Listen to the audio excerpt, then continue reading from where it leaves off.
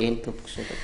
Hotoizantsika ny fampahalalam-baovao ao anatin'ny tontolon'ny fankalazana ny fahadimapolo taona ny isian'ny amity kosa mankalaza tokoa an'izay fahadimapolo taona ny isian'izay moa ny amity amin'ny tsy taona 2024 ity isan'ny anamarena izany ary ny fananganana ny rantsana fimpima amity. Ity rantsana ity dia sehatra hanomezana fampiofanana ireo mpiasa momba ny fiantsanan'ny kabary. Fanadihadiana ary.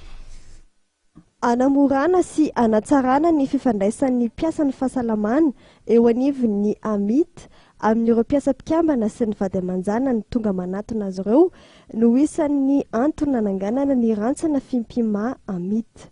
Manodidina ny 20 mianadahy eo izy ireo no efa nanaraka fiofanana momba ny fianarana miantsa kabary nanomboka tamin'ny 5 Desambra lasa teo. Omaly kosa no nampahafantarina tamin'ny fomba ofisialy ny fitsanganana ity rantsana vaovao ity.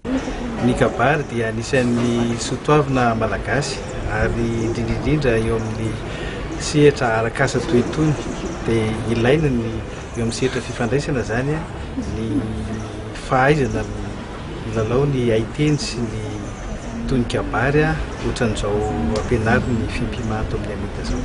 Ny fiofanana dia maharitra eo amin'ny 9 ka hatramin'ny 20 volana eo fa miankina amin'izay fahavitan'ny fandaharam-pianarana ihany moa zany no mahalava azy sy mety mahafoy azy. Fiara-miasa teo amin'ny fimpima na ny fikambanana mpikabary eto Madagasikara no nafahana nanangana ity rantsana fimpima amita ity ka mahatonga ny fanasokajiana ity rantsana ity ho isan'ireo sampana sy rantsana manodidina ny 10 mandrafitra ny fimpima faritany Antananarivo. Mifototra amin'ny teboka telo ny fahombiazan'ny olona iray amin'ny fiantsanana kabary araka ny nambaran'ny filoha-paritany mpanampy ny fimpima Antananarivo.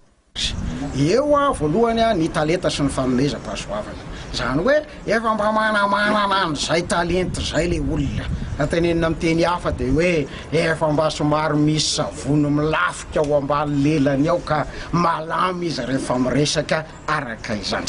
Zay ny voalohany. Ny faharoa dia ny fianarana. Ny fianarana kosa dia milaza ny hoe zao ny drafitra atao, zao ny drafitra arahana raha ohatra ka hitsapary ianao. Ary amin'ny alalan'ny fianarana no aizanao an'izay ka tsy hitenitenenana foana ka anao azatsiny aloha zay vao erahaba zay vao anao azafady rehefa avy eo fa manaraka drafitra tsara sy mahafantatra hoe fotoana toinina sy 4 minitra no hitenenako eto ary ho tafavokako miafatra. Ny fahatelo farany dia ny fahazara-manao. Tafiditra fena ao anatin'ny fanamarina ny 20 taona ny amity moa ny fitsanganana ity rantsana fimpima amity ity izay ankalazaina mandritra ity taona ity. Raha mijanona ireo mpiasa amin'ny orinasa mpikambana sy ny vady aman-jana no nahazo tombotsoa amin'ny fizaha-pahasalamana eo anivon'ny amity hatramin'izay dia efa misokatra ho an'ny mpiasa tena nanomboka tamin'ny taon-dasa ny amity.